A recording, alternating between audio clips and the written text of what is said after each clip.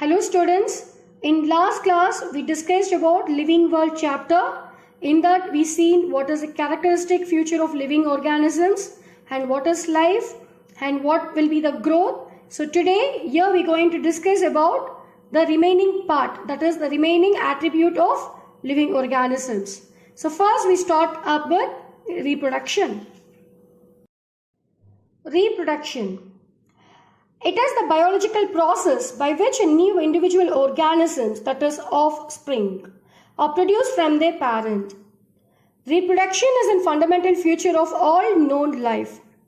Each organism, that is individual organism, exists as a result of reproduction. So it is the formation of new individual of the similar kind and is not essential for survival of the individuals, but it is required for the population. There are two forms of reproduction. They are asexual and sexual reproduction. In asexual reproduction, the single parent is involved and individual is a copy of the parent. For example, like amoeba, like a budding process in hydra. Okay, so the asexual reproduction are of many types. They are fission, fragmentation, regeneration, vegetative propagation, etc. Now we will discuss about sexual reproduction. In sexual reproduction, two parents are involved to produce more or less similar kinds of individuals. So what is the main purpose of the reproduction? Reproduction is important for the survival of all living things. Without a mechanism for reproduction, life would come to an end.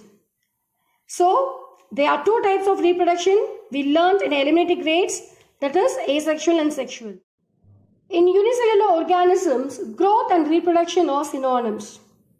Many organisms like mule, sterile worker bee, infertile human couple. So here what is mules? A mule is an organism which is made up of a female ass and a male donkey. Okay, so there will be the combinant of DNA and there will be the rDNA technology, and we found a new organism called mule. But these mules are sterile because they can't make sperm or egg.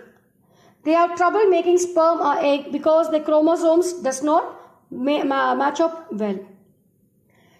Therefore, reproduction is not an inclusive characteristic of all living organisms. However, no non-living object has the power to reproduce or replicate.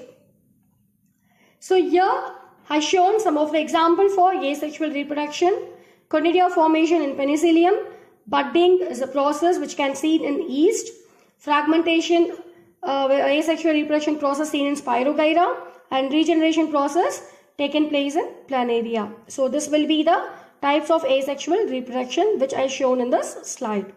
Used to describe all the chemical reaction involved in maintaining the living state of the cells and the organisms. So here I denoted a definition. The sum total of all type of chemical reactions occurring in an individual due to the type of specific interactions among different type of molecule in the interior of the cell is called metabolisms. So all activities of an organism, including growth, movement, development, reproduction, etc. are due to metabolism. So metabolism is closely linked to nutrition and the availability of nutrients. So nutrition is the key to metabolism. The pathways of metabolism rely upon nutrients that they break down in order to produce energy. So essential nutrients supply energy, right? And these supply of energy which need the necessary chemicals which the body itself cannot synthesize. So we need a metabolic process. Type of metabolism. There are two types of metabolism. One is catabolism and other one is anabolism. So the anabolism includes all the building up reaction to increase the mass of the organism like photosynthesis. In other words, it is the synthesis of all compound needed by cell. So that process is called anabolism. In catabolism, there will be the breakdown reactions are involved, such as respiration, digestion, etc. So no non-living object show metabolisms. So catabolism is meant for the breakdown of molecules to obtain energy. So now we will discuss about difference between anabolism and catabolism. Anabolism is a building up process, catabolism is a breaking down process. Anabolism, smaller molecules combine together to form larger molecule. In catabolism, larger molecule break into smaller units. In anabolism, chemical energy is formed and stored. In catabolism, the stored chemical energy is released and used. In anabolism, the example will be the synthesis of protein from amino acids, and in catabolism, the breaking down of glucose to CO2 and water. So, anabolism is the building process, catabolism is the breaking process. Please make a note of this important difference between in this chapter. Respond to stimuli. All organisms are capable of sensing the environment and respond to various physical, chemical and biological stimuli. Animals sense their surrounding by sense organs, so this is called consciousness. Plants also respond to the stimuli. Bending of plants towards sunlight, the closure of leaves in touch-me-not plant to touch are some example for the response of stimuli in plant. So this type of response shown or known as irritability.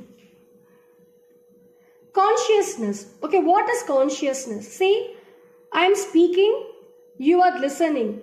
Okay, so this will be the one of the example of consciousness. You are responding to me. You were listening to my voice, listening to the content and listening, you were taking the notes. Okay, so these process only held up by the consciousness take place. It is the awareness of the surrounding and responding to the external stimuli. External stimuli may be physical, chemical or biological. The plant also responds to stimuli like light, water, gravitation, pollution, etc. All living organisms, prokaryotic to eukaryotic, responds to different kinds of stimuli. Human being is only organism who is aware of himself. Consciousness, therefore, becomes the defining property of living organism. Lifespan. It is the period of time between the birth and the death of an organism. It is a commonplace that all organisms die. Some die after only a brief existence, like that. The example will be the mayfly, whose adult life burns out into a day, and others like that of the Nadal bristlecone pines, which have lived thousands of years. So this way the lifespan will be taken place depends upon the organisms. How you will measure the lifespan? The maximum lifespan is a theoretical number whose exact value cannot be determined from existing knowledge about an organism. It is often given a rough estimate based on the longest lived organism of a species known to date. The concept of lifespan implies that there is an individual whose existence has a definite beginning and end. So every living organism has a definite lifespan of birth, growth, maturity, senescence and death. Senescence is an old age. Okay, that is the term refers. Living organisms are therefore self-replicating, evolving and self-regulatory interactive system capable of responding to external stimuli. Next we see about hemostasis. So hemostasis is the property of self-regulation and tendency to maintain a steady state within an external environment which is liable to change. Hemostasis help animals maintain stable internal and external environment with the best condition for us to operate. It is a dynamic process that requires constant monitoring of all systems in the body to detect changes in mechanisms that react to those changes and restore stability. The example, there will be one of the questions like if sweating is an example of hemostasis. The human internal body temperature is a great example of hemostasis. That's an example of hemostasis being maintained. When you get shivery in the cold or sweat in the summer, that's your body trying to maintain hemostasis.